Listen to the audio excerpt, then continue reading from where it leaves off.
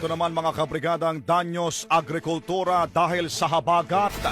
Lumobo na sa halos 650 million pesos habang sa infrastruktura naman ay nasa 750 million pesos na. Brigada Aika Constantino, ibrigada mo! Brigada Live Report.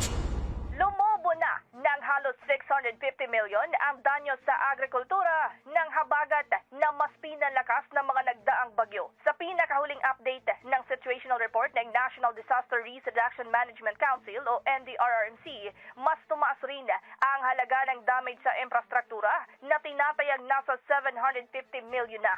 Sa ngayon, patuloy pa rin nag-monitoring ng NDRRMC sa 8 rehiyon na apektado ng sama ng panahon.